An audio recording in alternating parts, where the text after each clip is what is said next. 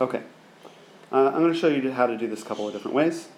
The first way that I'm going to do it is to say that if this whole expression, 3h cubed, is all raised to the fourth power, then you can write it like this. You can say that's like this. 3h cubed times 3h cubed times 3h cubed times 3h cubed. Okay? And you could reorganize that if you wanted to say, because the commutative property of multiplication says you can rewrite the order of things that are being multiplied. So we can say this is 3 times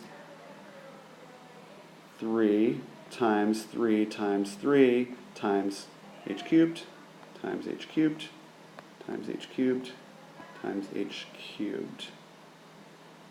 Yep. 3 times 3 is 9, 9 times 3 is 27, 27 times 3 is 81.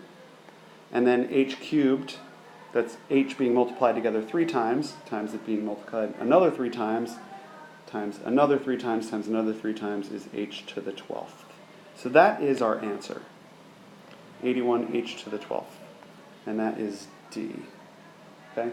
Another way to look at it would be you can take 3h cubed to the fourth, and you can say, I need to take each part of this, the 3, and the h cubed, and raise them each to the fourth power.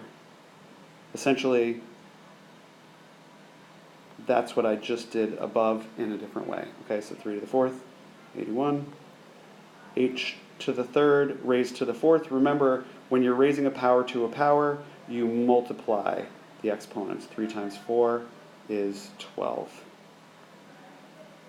Yeah? Okay. I could try and say it multiple different ways, but I think that is sufficient.